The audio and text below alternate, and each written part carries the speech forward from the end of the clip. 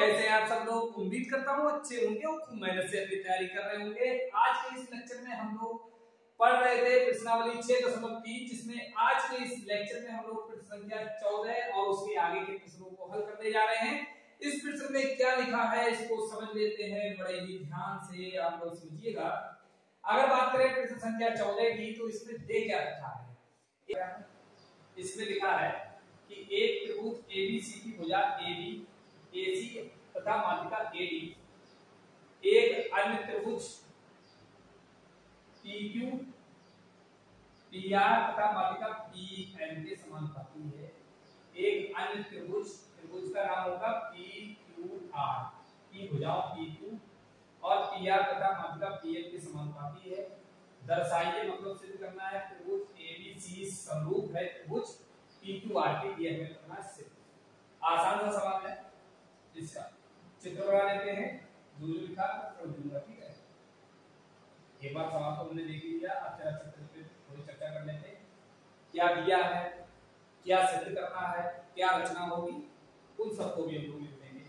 तो सबसे पहले हमें क्या दिया था, दो त्रिभुज है। पहली बात तो ये है, एक त्रिभुज एबीसी है, दूसरा त्रिभुज क्या है पीक्यूआर, ठीक है। तो थोड़ा दूर कर लेते हैं। एक त्रिभुज है हमारे पास ए बी और सी, अन्य त्रिभुज है पी क्यू और आर, ठीक है। क्या क्या दे रखा है, एक त्रिभुज एबीसी की भुजाएं एबी एसी और माध्यिका एबी, भुजाएं एबी एसी और माध्यिका एडी।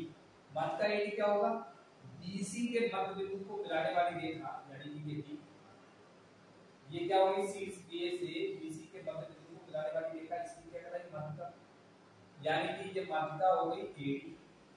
अन्य त्रिभुज पीक्यूआर की भुजा पीक्यू पीआर और माध्यिका पीएन एन ही है के समानुपाती है, यानी कि आप समझिएगा ये माध्यिका है, ये इसके मध्य बिंदु को मिलाने वाली रेखा। फिर से मैं पढ़ देता हूं कि एक त्रिभुज पीक्यूआर की भुजाएं एबी एसी माध्यिका एडी, अन्य त्रिभुज पीक्यूआर की भुजाएं पीक्यू पीआर और माध्यिका पीएम के समानुपाती हैं। ये हमें देखा था, ठीक है। तो नॉर्मल सा सवाल है ये, तो हमें जो दिया है वो पहले हम लोग लिख देते हैं, दिया है। और हमें जो सिद्ध करना है वो हम लिखेंगे सिद्ध करना है। फिर इसमें थोड़ी बहुत रचना होगी, सवाल को आराम से समझते हुए चलेंगे, कोई भी इसमें कठिनाई नहीं है। केवल क्या है, थोड़ा बड़ा सवाल है अन्य सवालों की, ठीक है। थोड़ा बड़ा सवाल है, इसको हम अभी रचना भी करेंगे इसकी, तो थोड़ा इधर लिख देते हैं। क्या दिया है, सवाल नंबर 14 अच्छा सवाल है, इसको बार बार प्रैक्टिस करिएगा आप लोग। दिया है कि त्रिभुज एबीसी एबीसी तथा त्रिभुज पीक्यूआर की जो माध्यिकाएं हैं, ये माध्यिकाएं क्रमशः माध्यिकाएं जो हैं वो क्रमशः एडी तथा पीएन है, एडी तथा पीएन है, एडी तथा क्या है पीएन है। ये तो हमें दे रखा था, दिया है। अभी और भी दिया है, जिसमें ये वाली भुजाएं एबी किसके समानुपाती है, भुजा एबी जो है वो समानुपाती है पीक्यू के, भुजा एसी जो है वो समानुपाती है पीआर के, और भुजा एडी जो है वो समानुपाती है पीएन के। ये हमारे पास दे रखा समीकरण नंबर, ठीक है। ये यहाँ पे लिखा है। सिद्ध क्या करना है, हमें जो करना है सिद्ध, क्या करना है कि त्रिभुज एबीसी समरूप है, त्रिभुज एबीसी समरूप है त्रिभुज पीक्यूआर के, कि ये त्रिभुज कैसे हैं, समरूप। अब इसमें थोड़ी हम रचना करेंगे। रचना क्या है, क्योंकि ये सवाल बिना रचना के तो होगा नहीं, क्यों नहीं होगा ये भी क्योंकि इससे पहले हमने पृष्ठ संख्या 12 पढ़ा था, आपको याद है 12 पढ़ा था, उसमें क्या दे रखा था, ये वाली भुजा इस वाली भुजा के साथ समानुपाती थी, ये वाली भुजा ये वाली भुजा ये वाली के साथ, और बीसी वाली क्यूआर के साथ बिल्कुल सेम था, और माध्यिका माध्यिका के साथ। तो हमने क्या किया था, ये वाला कोण बी जो है वो किसके बराबर किया था, क्योंकि हमारे पास अगर एक कोण हो उसको अंतर्गत करने वाली भुजाओं का अनुपात इधर कोण इसके अंतर्गत करने वाली भुजाओं के अनुपात के अगर बराबर है तो एस ए एस समरूपता कसौटी से त्रिभुज हो जाएंगे हमारे क्या, समरूप। एस ए एस समरूपता कसौटी से त्रिभुज हमारे क्या हो जाएंगे, फिर समरूप हो जाएंगे। वही कॉन्सेप्ट यहाँ पे सेम, वही कुछ नया है, ठीक है। लेकिन अब क्या है, इसमें थोड़ा डिफिकल्टी क्या है वो आपको पता लगेगी। अब की देखो, ये वाली भुजा इस वाली के साथ है, ये वाली भुजा इस वाली भुजा के साथ है, तो ये वाला कोण हमें क्या करना है, बराबर। अगर ये वाला कोण अगर बराबर हो जाता है तो त्रिभुज हमारे हो जाएंगे समरूप, एस एस समरूपता कसौटी से।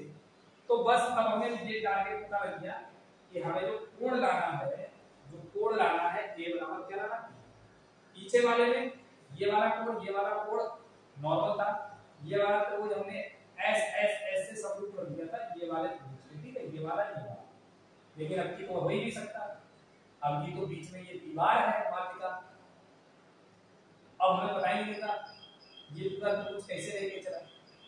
उसके लिए अब जो दीवार है तो ये ऐसे तो होगा नहीं, क्या तो ये इस त्रिभुज की मदद से इतना पार्ट होगा एक पार्ट में समरूप, इस त्रिभुज की मदद से इतना होगा। अब इस त्रिभुज में तो ऐसे जादू होगा नहीं कि ये उठा के इसके समरूप कर दिया, ऐसा भी नहीं।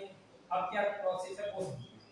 उसके लिए हमें रचना करनी पड़ेगी, हमें एक बिंदु ई जो है इस प्रकार हमें लिखना पड़ेगा कि जिसकी जितनी ए से लेके डी दूरी है उतनी ही डी से लेके ई दूरी है। एक बिंदु हमें ए डी को बिंदु ई तक इस प्रकार आगे बढ़ाना पड़ेगा कि जितना ए से डी तक की दूरी है उतना ही डी से ई तक की दूरी है। फिर हम लोग क्या करेंगे, ई को हम लोग करेंगे सी से मिला, कि ई को हम लोग सी से मिला देंगे, क्लियर।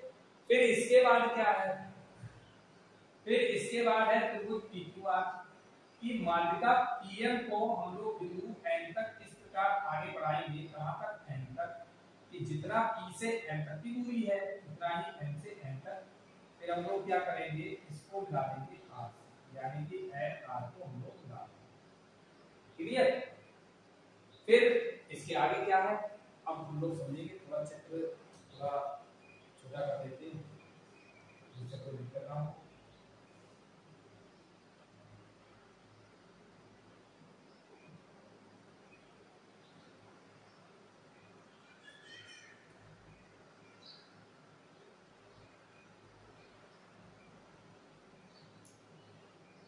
हम लोग क्या करेंगे,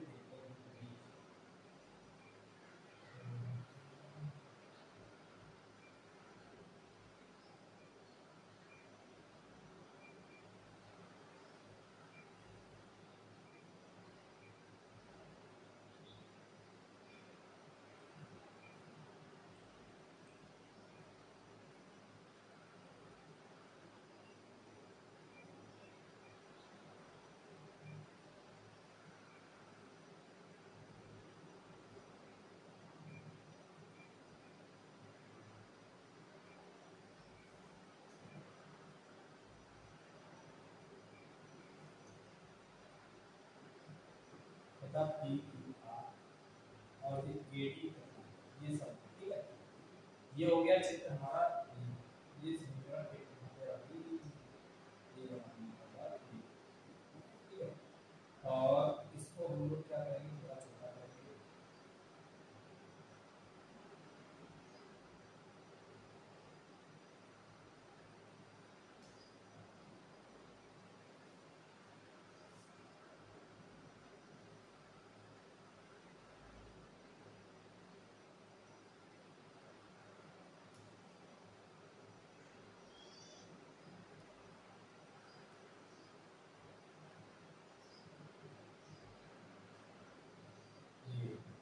अब देखिए अब इसकी रचना क्या करेंगे, एडी को बिंदु ई तक इस प्रकार आगे बढ़ाएगा, बिंदु ई तक इस प्रकार आगे बढ़ाया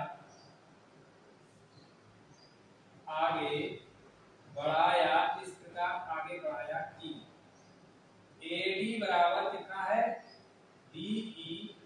फिर हमने क्या कर दिया E से C को मिलाया, E से हमने क्या कर दिया C को मिलाया, ठीक है, E से C को मिलाया।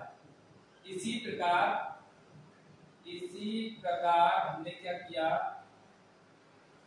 PM को बिंदु M तक, PM को बिंदु M तक इस प्रकार आगे बढ़ाया बिंदु N तक,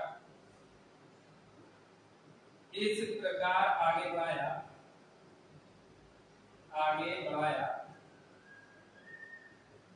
कि PM की दूरी कितने है M तक, ठीक है, PM बराबर M।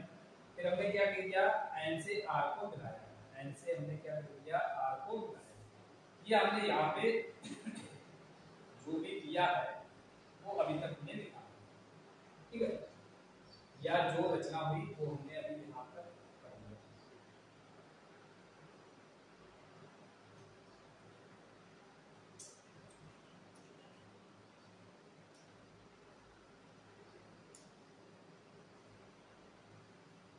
ये आप लोग जरा ध्यान से समझिए, ये यहाँ तक हो गया।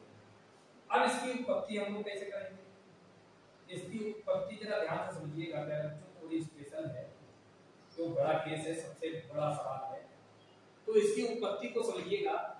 सबसे पहले हम लोग क्या करेंगे, सबसे पहले ये त्रिभुज लेके चलेंगे, क्यों लेके चलेंगे इसका भी रीजन बताएंगे। सबसे पहले हम त्रिभुज लेके चलेंगे AB और D और ECD, यानी कि त्रिभुज ABD तथा त्रिभुज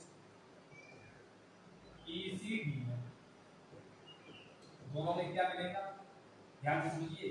ये वाली रेखा AD जो है DE के बराबर, AD बराबर DE क्यों है, क्योंकि हमने ये बात की करी थी रचना। क्या हमने रचना, हमने यहाँ पर रचना से हमने क्या देखा था, यहाँ से हमने रचना की, रचना से हमने क्या देखा था कि जितनी A से लेके D तक की दूरी है उतनी ही D से लेके E तक की दूरी, ये चीज हमने रचना में देखा था, AD बराबर D, ठीक है।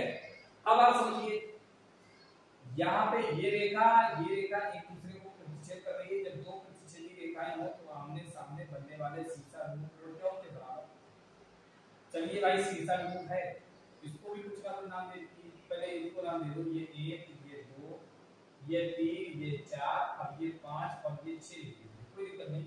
कोण 5 बराबर कोण किसके होगा 6, ये कहां से सीसा बिंदु, सीसा बिंदु नाम दे देते हैं, थोड़ा आसान हो जाता है, बार-बार चीजों को लिखना बड़ा नहीं लिखना पड़ता, इसलिए हमने नाम दिया। और यहाँ पे 7 और ये हमने कर दिया, ठीक है, कोई दिक्कत नहीं।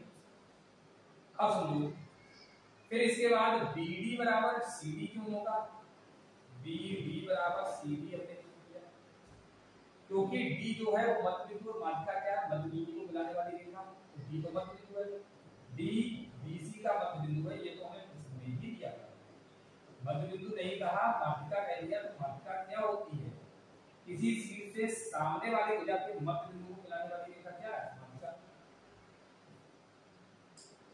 तो अब आप देखिए, ये भुजा है, ये कोण है, ये भुजा, तो आपने पढ़ा होगा SAS सर्वांग समता। अब आपको ये समता क्यों नहीं लगा बेटा, ये सर्वांग समता कसौटी से क्या हम यहाँ पे सर्वांग समता क्यों लगा रहे हैं, क्यों लगा रहे हैं, क्योंकि ये AB भुजा हमें EC के करनी है, इसलिए हम लगा रहे हैं। त्रिभुज ABD सर्वांगसम हो जाएगा त्रिभुज ECD। जब ये सर्वांगसम हो जाएगा तो CBCD से AB की जगह पे हम क्या लिख सकते हैं CE, यहाँ पे कारण बाई CBCD से ये क्या हो जाएंगे बराबर, CBCD से ये क्या हो जाएंगे बराबर, ये हमारे पास हो जाएगा। इसका इतनी बात समझ में आई। इसको हम मान लेते हैं समीकरण, इसको हम मान लेते हैं समीकरण, ठीक है। AB बराबर क्या हो गया EC। इसी प्रकार समरूपता सर्वांग समता कसौटी से ये वाला त्रिभुज PQM, ये MR N के सर्वांशम होगा, यानी कि इसी प्रकार अगर हम सिद्ध करें तो इसी प्रकार त्रिभुज PQM जो है वो सर्वांशम होगा। त्रिभुज NNR के जब ये सर्वांशम होगा तो PQ वाली भुजा है वो बराबर हो जाएगी NR के ये भी बाई CPCT, ये भी CPCT से बराबर होगा। समीकरण नंबर हो गया 3। ठीक है, अब तो यहाँ पे जगह ही नहीं बची है, अब इसके आगे बढ़ना पड़ेगा। काफी बड़ा सवाल है, इस चीज को समझिए ये हमने क्यों बराबर किया। अब समीकरण 1 में हम पहुंचेंगे। ठीक है, समीकरण 1 से हम लोग क्या लिखेंगे, समीकरण 1 में AB की जगह पे हम क्या लिख सकते हैं CE, समीकरण 2 लगा लेंगे। इसी प्रकार हम लोग क्या कर सकते हैं, PQ की जगह पे क्या लिख सकते हैं NR। चलो देख लेते हैं, यानी कि जो हमें दिया है, चूंकि दिया गया क्वेश्चन था AB बटे PQ बराबर AC बटे PR और माध्यिका समानुपाती थी PAB बटे PN। ये हमें दिया था, ये दिया गया पार्ट था, वो हम लेके चले समीकरण 1 से। अब समीकरण 2 और 3 का प्रयोग करेंगे। समीकरण 2 और 3 के प्रयोग से, समीकरण 2 बार 3 के प्रयोग से प्रयोग लगा देंगे तो हमारे पास क्या हो जाएगा, प्रयोग लगाने से हमें क्या हो जाएगा, AB की जगह पे हम क्या लिख सकते हैं EC, PQ के जगह पे क्या लिख सकते हैं NR बराबर AC बटे PQ। एक काम करेंगे कि माध्यिका वाले में 2 से गुणा करेंगे, 2 AB हम ऊपर लिखेंगे, 2 PM हम नीचे लिखेंगे। भाई हमारा हमने गुणा कर दिया, क्यों कर दिया, अब समझिए 2 से ऊपर नीचे गुणा करो कोई दिक्कत नहीं, क्योंकि अगर कोई चीज बटे हुए अंश में गुणा भाग की जाती है कोई फर्क नहीं पड़ता। क्यों गुणा भाग की, इसको भी समझो। ये AD बराबर DE है, यानी कि जितना हिस्सा ये है उतना हिस्सा ये है। अगर इसको हम कह रहे हैं AD प्लस AD तभी तो वही होगा। ये AD का दोगुना ही तो क्या हो जाएगा AE, लिख सकते हैं, लिख सकते हैं। तो इसकी जगह पे हम लिख सकते हैं, ये तो EC बटे NR हो गया, ये तो सही है। ये है AC बटे PQ के हो गया AC बटे, अच्छा हाँ इसमें तो कोई फर्क नहीं पड़ा, कहां पे हमने क्या कर दिया, AB की जगह पे CE हो गया, PQ की जगह पे NR हो गया, ये AC ये PR होगा, ये PR है, AC बटे PR, PQ डबल हो गया, AC बटे PR, AC बटे PR है, यहाँ पे भी AC बटे PR है, AC बटे PR है बराबर में 2 AD का मतलब AE हो गया, 2 PM का मतलब PN हो गया। ठीक है, अब आप देखिए, अब अगर बात करें तो यहाँ पे देखिए इस त्रिभुज को जरा ध्यान से देखिए, AEC इसके समरूप हो गया PNRK, ये पूरा पूरा त्रिभुज समरूप हो गया, क्योंकि भुजा ये वाली इसके समानुपाती आ गई, AE इसके PNK आ गई, CENRK आ गई, यानी कि S समरूपता कसौटी से अगर बात करें, समरूपता कसौटी यहाँ पे लग गई, कौन सी S, तो त्रिभुज कौन कौन से त्रिभुज AEC PNR, AEC समरूप हो गया त्रिभुज PNRK। जब समरूप हो गया तब आप देखिए समरूपता कसौटी से ये कोण 1 इसका, ये कोण 3 इसका, ये आपस में बराबर होगा। कोण 1 बराबर किसके होगा 3, तब कोण 1 बराबर होगा 3 के समरूपता से। ये हमारे पास समीकरण हो जाएगी 4, अब ये 4 हो जाएगी, हाँ ये हो गई हमारे पास समीकरण नंबर 4। इसी प्रकार अगर हम बात करें तो इधर वाला पोर्शन भी हम लोग समरूप कर सकते हैं, ये वाला कौन सा, ये वाला, ये ABE PQN ये भी समरूप कर सकते हैं। इसी प्रकार त्रिभुज ABE समरूप होगा त्रिभुज PQN के। तो हमारे पास कोण 2 बराबर कोण 4 हो सकता है, कोण 2 बराबर कोण किसके हो जाएगा 4। तो अब इसको मान लेंगे समीकरण 5, अब हम क्या करेंगे समीकरण 4 + 5 कर देंगे, यानी कि 4 को 5 में जब हम जोड़ेंगे तो कोण 1 + कोण 2 बराबर कोण 3 + कोण 4 हो जाएगा। 1 और 2 मिलकर क्या बनाएंगे, 1 और 2 मिलकर ये पूरा कोण ए बनाएंगे, यानी कि ये कोण बनेगा ए, 3 और 4 मिलकर कोण पूरा बनेगा पी। ये हो गया ए बराबर पी, ठीक है, कोण ए बराबर पी हो गया। अब देखो, अब त्रिभुज एबीसी तथा त्रिभुज पीक्यूआर में हमारे पास क्या आ जाएगा, पीक्यूआर में अगर बात करें तो कोण ए बराबर आ गया कोण पी के, कोण ए और कोण पी आपस में हो गया बराबर, ये इसके बराबर हो गया, साथ ही इसकी भुजाओं का अनुपात क्या रहता था, यानी कि ए बी के साथ था। ए बी हमारे पास कितना था, ए बी हमारे पास था पी क्यू के, और ए सी हमारे पास कितने था, पी आर के। तो एस ए एस भुजा कोण भुजा समरूपता कसौटी से, समरूपता कसौटी से त्रिभुज हो गए हमारे पास, यानी कि त्रिभुज ए बी सी समरूप हो गया त्रिभुज पी क्यू आर। ये काफी बड़ा सवाल था, पूरी एक्सरसाइज का अभी तक सबसे हार्ड क्वेश्चन था। वैसे हार्ड कुछ भी नहीं है, लेकिन आप 2 बार देखें तो ये हो जाए।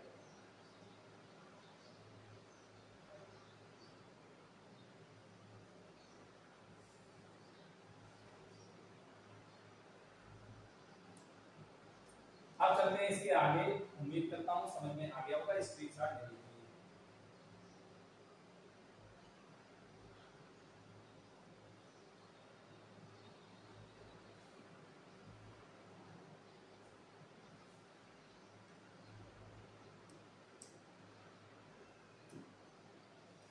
अब देखते हैं इसको भी थोड़ा क्लीन करेंगे। स्क्रीनशॉट आप लोग इन दोनों का ले लीजिएगा।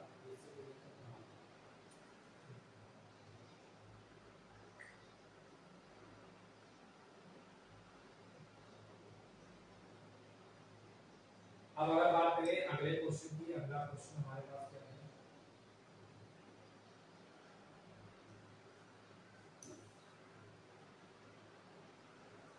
अगर इस क्वेश्चन की बात करें, इसमें हमसे कहा है क्वेश्चन नंबर 15 में, कह रहा है लंबाई 6 सेंटीमीटर वाले, 6 मीटर लिखा है सेंटीमीटर नहीं, लंबाई 6 मीटर वाले एक ऊर्ध्वाधर स्तंभ की भूमि पर छाया की लंबाई 4 मीटर है, जबकि उसी समय एक मीनार की छाया की लंबाई 28 मीटर है, मीनार की ऊंचाई आती है। काफी साधारण सा प्रश्न है। अगर इस प्रश्न की बात करें तो यहाँ पे भी 2 त्रिभुज बनेंगे, एक छोटा और एक थोड़ा बड़ा बनेंगे, ठीक है। अब क्या है, लंबाई 6 मीटर वाले ऊर्ध्वाधर स्तंभ, तो ऊर्ध्वाधर स्तंभ है, स्तंभ हमारे पास सीधा सीधा ऊर्ध्वाधर है, तो ये मान लो एबीसी, ये त्रिभुज है एबीसी, ये ऊर्ध्वाधर स्तंभ है, इसकी जो ऊंचाई है 6 मीटर है। ऊर्ध्वाधर स्तंभ की जमीन पर जो छाया है, भूमि पर वो 4 मीटर है, छाया ये है मान लो 4 मीटर, ठीक है। ये स्तंभ है 6 मीटर का, इसकी छाया बताइए। और आगे क्या कह रहा है, आगे हमारे पास है उसी समय एक मीनार की छाया की लंबाई 28, ये मीनार है 28 मीटर, इसकी छाया है, इसका नाम देखो पी क्यू आर, ठीक है। और हमसे पूछा है मीनार की ऊंचाई क्या है, ये मीनार की ऊंचाई हमने मान ली h, और इस समय जो सूर्य है वो ये है, मान लो ये सूर्य देवता है, सूर्य नारायण जो यहाँ पे है, इसके साथ ये उन्नत कोण मान लो थीटा बना रहे हैं, तो समान समय में जो उन्नत कोण होता है सूर्य के द्वारा बना हुआ वो समान होता है। ये बात हमेशा याद रखो कि एक ही समय पे सूर्य के द्वारा जितना भी परछाई का एंगल होगा वो समान ही होगा, यानी कि उन्नत कोण कैसे होंगे, समान। तो हमारे पास जो दिया है 15वां क्वेश्चन है, 15वां दिया क्या है, पहली चीज हमें इसमें क्या रखा है, स्तंभ एबी की लंबाई, यानी कि स्तंभ की लंबाई एबी हमें दे रखी है कितनी, 6 मीटर। स्तंभ की छाया दे रखी है, स्तंभ की छाया, स्तंभ की छाया जो है, छाया की लंबाई वो है BC बराबर दे रखा है 4 मीटर, और मीनार की छाया की लंबाई, मीनार की जो छाया है, मीनार की छाया की लंबाई वो कितनी है, मीनार की छाया की लंबाई QR बराबर है 28 मीटर। निकालना क्या है, मीनार की ऊंचाई, तो मान लिया, माना मीनार की जो ऊंचाई है, मीनार की ऊंचाई वो हमारे पास है, मीनार की ऊंचाई पी क्यू जो है h मीटर है, ये हमने माना। अब सुनिएगा जरा ध्यान से, अगर किसी प्रकार ये त्रिभुज समभुज कर देते हैं तो हमारे पास भुजाओं का अनुपात बराबर हो जाएगा। वही हम लोग समरूपता कसौटी से निकालेंगे, समझेंगे, आसानी से निकल जाएगा। तो अगर बात करें इस त्रिभुज और इस त्रिभुज में, तो ये तो समकोण, ये तो बराबर होगा, और समान समय में जो उन्नत कोण होगा वो सूर्य के द्वारा बनेगा वो भी समान होगा, ये भी कोण और ये भी कोण क्या होगा, समान होगा। यानी कि चूंकि त्रिभुज ए बी सी तथा पी क्यू आर में ये भी लिख देते हैं कि कैसे समरूप है, पी क्यू आर में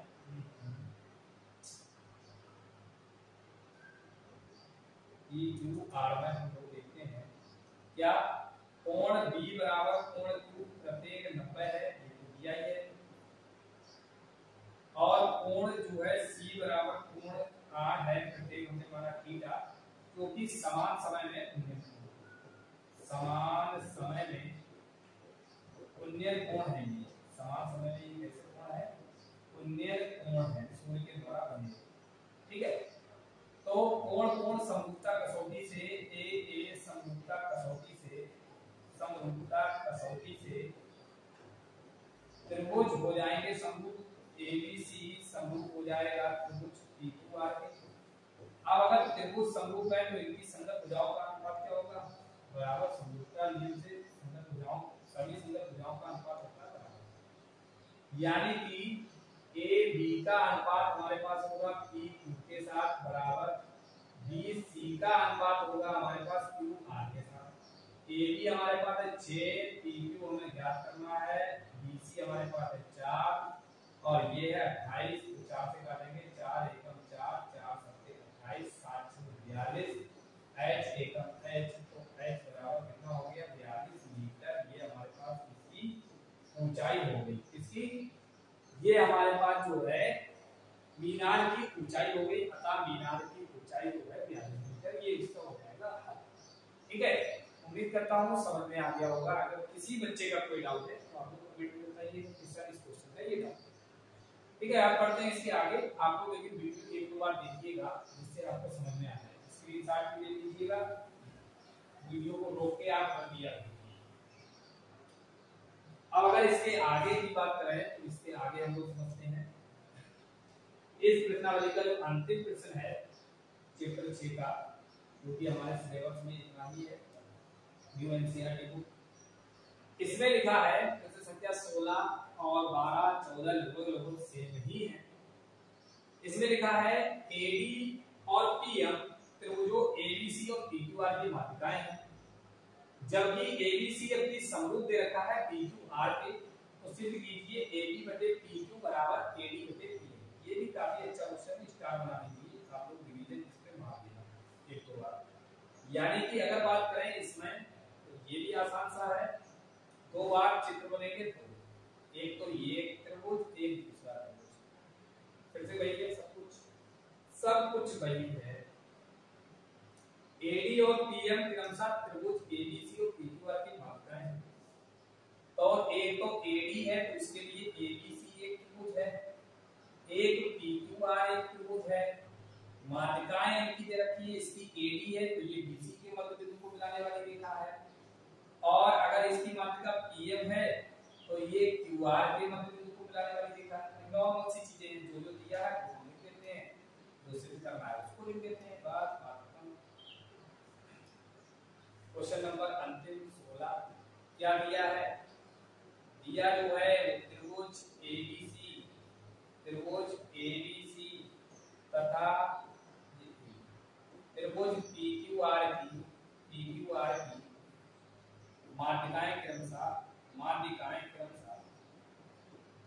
मात्रिकाएं जो है वो क्रमशः कौन कौन सी है, एडी तथा पीएम है, एडी तथा पीएम है। और ये भी आपको पता है मात्रिका क्या करेगी, मात्रिका क्या होती है, सामने वाली भुजा के मध्य बिंदु को मिलाने वाली रेखा, तो ये वाला भाग बराबर होगा, इतना भाग पूरे का आधा होगा। अब की एक नई चीज और देखी थी, ये बड़े वाले जो त्रिभुज है वो तो अपनी समरूप ही दे रखे थे, साथ ही त्रिभुज एबीसी समरूप दे रखा था त्रिभुज पीक्यूआर के। अगर समरूप है तो समझो, सुनो चीजों, कोण ए किसके बराबर दिया है, इसका मतलब टी के, कोण बी बराबर किसके दिया है, कोण क्यू के, कोण सी बराबर कोण किसके दिया, कोण आर के। ये तो चीज जे दे रखी है अगर समरूप है तो, ठीक है। साथ ही और क्या दिया है, और भुजाओं का अनुपात भी फिर बराबर होगा, यानी कि ए बी का अनुपात होगा तुम्हारे इसके साथ, ए सी का अनुपात होगा तुम्हारे इसके साथ, पी आर के साथ, बी सी का अनुपात होगा तुम्हारा क्यू आर के साथ, नॉर्मल है। अब सुनो, यानी कि ए बी बटे पी क्यू बराबर हमारे पास होगा ए सी बटे हमारे पास होगा पी आर के, और बराबर बी सी बटे हमारे पास क्या हो जाए क्यू आर के। ये तो दे ही रखा है भाई, अगर तो समरूप है। सिद्ध क्या करना है, ए बी बटे पी क्यू बराबर ए बी बटे पी एम, यानी कि इसकी ये भुजा का अनुपात इसकी संगत मात्राओं के अनुपात के बराबर हमें सिद्ध करना है। नॉर्मल सा क्वेश्चन है,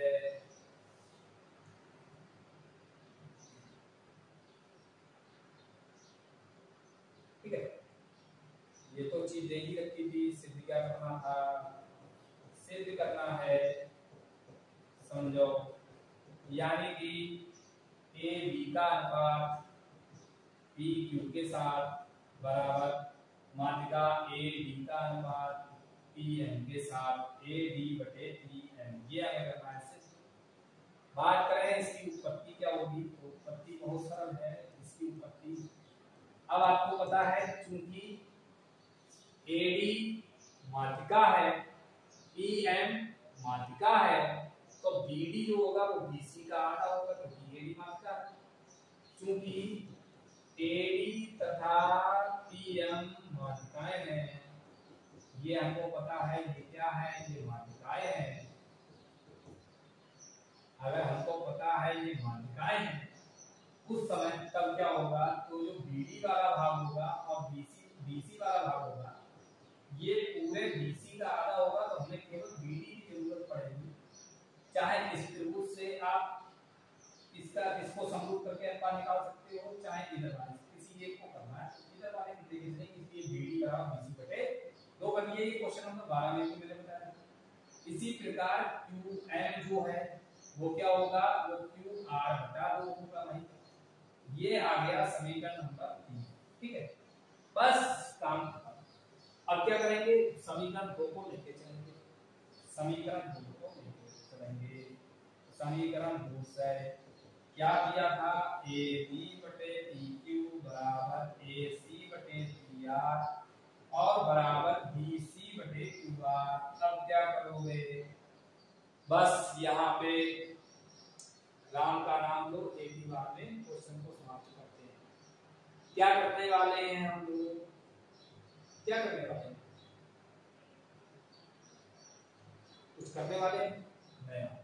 क्या आपको पता है ये वाला कोण तो बराबर ही है, तो इसके संगत AB का अनुपात PQ के साथ और ये BD का अनुपात QM के साथ अगर आ जाए तो ये SAS समरूपता कसौटी से ABD समरूप हो जाएगा PQM के। जब समरूप हो जाएगा तो भुजाओं का अनुपात भी बराबर हो जाएगा। तो कुल मिला के ये कोण दे रखा था, केवल BD और QM का अनुपात बराबर करना था। तो अब हम क्या करेंगे, BC में 2 से भाग करेंगे, यहाँ पर BC में 2 से भाग करेंगे, AB बटे PQ बराबर AC बटे PR, और इसमें हम 2 से भाग करेंगे, यानी कि 1/2 से BC में गुणा और 1/2 से QR में गुणा। जब भी समान संख्या से ऊपर नीचे गुणा भाग करी जाएगी कोई परिवर्तन नहीं होगा।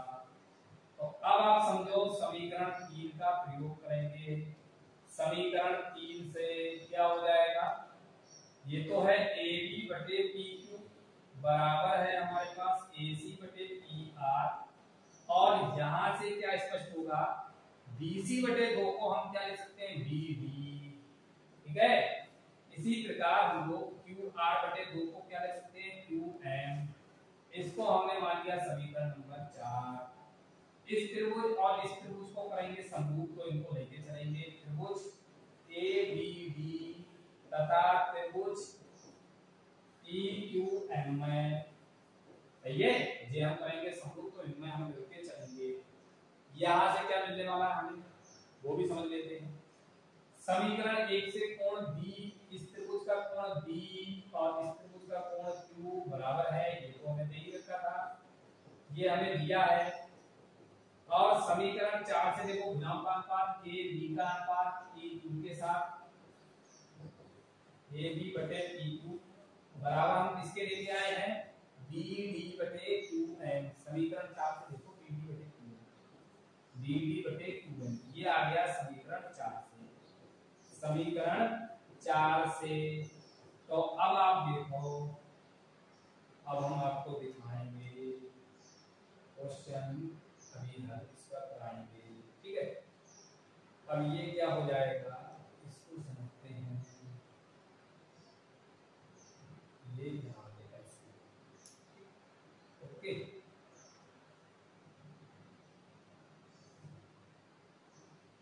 बस 2 लाइन। अब अगर बात करें तो यहाँ पे लगा एस ए एस समरूपता कसौटी से, समरूपता कसौटी से त्रिभुज कैसे हो गए समरूप, यानी कि त्रिभुज एबीडी समरूप हो गया त्रिभुज पीक्यूएम के, ये त्रिभुज हो गए समरूप। जब समरूप हैं तो संगत भुजाओं का अनुपात क्या होगा, अर्थात ए डी का अनुपात ए बी बटे हमारे पास क्या हो जाएगा पी क्यू बराबर में ए डी बटे में क्या हो जाएगा, ए डी बटे में हो जाएगा पी एन। यही हमें सिद्ध करना था। प्यारे बच्चों, आज के इस लेक्चर में हम लोग प्रश्नावली के सभी क्वेश्चंस को यहाँ पे समाप्त करते हैं। किसी बच्चे का अगर किसी प्रकार से कोई डाउट है तो आप लोग कमेंट करके जरूर बताइएगा कि सर यहाँ पे इस प्रश्न में हमारा ये डाउट है, तो हमें समझ में नहीं आ रहा, ठीक है। फिलहाल तो उम्मीद करता हूँ क्वेश्चन सभी समझ में आ गए होंगे, लेकिन फिर भी अगर किसी बच्चे का कोई डाउट रह जाता है उसके लिए मैं दोबारा आपको समझा दूंगा, ठीक है। लाइव क्लास जब आपकी चलेगी तो मैं सभी क्वेश्चन को पुनः एक बार करा दूंगा। फिलहाल आज के इस लेक्चर में हम लोग यहाँ तक सीखेंगे। किसी का कोई डाउट है तो मिलते हैं अगली कक्षा में, तब तक के लिए जय हिंद। आज क्वेश्चन हमारा जो है कंप्लीट होता है, इसके साथ ही ये चैप्टर जो है यहाँ पे फिनिश होता है, क्योंकि इसके आगे नए सिलेबस में हमें नहीं पढ़ना है, ठीक है। अब समझ लीजिए, देखिए, क्योंकि ये अंतिम था, इसके बाद एक्सरसाइज का जो है वो सारांश है यहाँ पे, क्योंकि ये क्वेश्चन ये हो गया, क्योंकि हमें इतना ही पढ़ना था नए सिलेबस में, इसके अलावा ये सारांश आ गया, इसके अलावा हमारे आगे नहीं ये क्वेश्चन चैप्टर 6 में।